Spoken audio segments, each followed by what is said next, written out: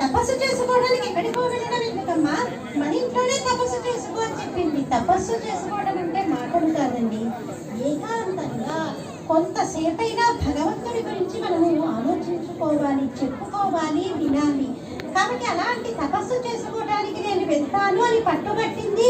ఇందులో నారద మహాముని వచ్చాడు, ఆవిడ యొక్క కోరికని బలపరిచాడు, పంచాక్షరి మంత్రాన్ని ఆవిడికి ఉపదేశించాడు. తల్లి వెళ్తున్నప్పుడు, తపస్సుకు వెళ్తున్నప్పుడు ఊమా అంటూ చెప్పింది కాబట్టి, నువ్వు తపస్సుకు వెళ్ళకమ్మా అని చెప్పింది కాబట్టి ఉమానామము ఆవిడికి వచ్చింది. మనం కూడా ఏదైనా భగవత్ సాధన చేసేటప్పుడు సాధనలో కనుక మనకి మనసు నిలవకపోతే ఉమానామాన్ని 11 సార్లు అనుకుంటే మన మనసు సాధన ఎందు లయమవుతుంది. పూజంతా చేసిన తర్వాత మనకి పూజలో కూడా ఏమైనా లోపాలు ఉంటే శ్రీ ఉమాయ నమః, శ్రీ ఉమాయ నమః అంటూ మనం 11 సార్లు అనుకున్నామనుకోండి, ఏవైనా దోషాలుంటే తొలగిపోతాయి.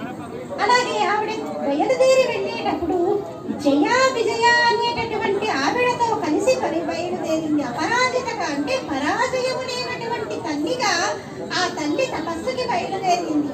జయ విజయ సమేత అపరాజితాయ నమః అన్నటువంటి నామాన్ని మనం ఏ కార్యక్రమానికి వెళ్తున్నా, ఏదైనా ముఖ్యమైనటువంటి కార్యక్రమానికి వెళ్తున్నామనుకోండి, ఆ కార్యక్రమంలో మనం విజయాన్ని పొందాలి అంటే శ్రీ జయ విజయ సమేత అపరాజితాయ నమః అన్నటువంటి నామాన్ని కనుక మనం అనుకుంటూ వెళ్తే ఆ కార్యక్రమంలో మనము విజయాన్ని పొందుతామంటే మనకి పార్వతీ కళ్యాణంలో ఎన్ని గొప్పనైనటువంటి నామాలు వస్తున్నాయో చూడండి.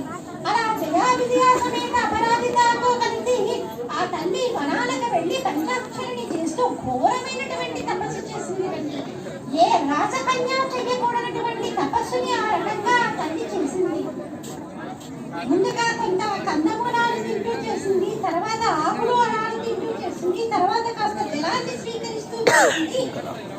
-డిగ్రీస్ లో కూడా హిమవత్ పర్వతాలంటేనే మంచుతో నింపబడి ఉంటాయి. అలాంటి మంచుతో నింపబడినటువంటి ఆ నీటిలో ఒంటి కాలితో నుంచుని ఆ తల్లి తపస్సు చేసింది. దేవతలందరూ, మునులందరూ కూడా తల్లి చేస్తున్నటువంటి తపస్సుని చూడడానికి వచ్చారట. ఇక ఆకులు అరాలు కూడా తినడం మానేసి ఆ తల్లి అపర్ణయే తపస్సు చేసింది. శ్రీ అపర్ణాయ నమః. అపర్ణ అన్నటువంటి నామం కూడా చాలా గొప్పమైనటువంటి తల్లి. శ్రీ అపర్ణాయ నమః, శ్రీ అపర్ణాయ నమః అనుకున్నా కూడా మనము అనుకున్నటువంటి కార్యాల్లో మనము విజయాన్ని పొందుతాము. అలా ఆ తల్లి అపర్ణయే సాధన చేసింది.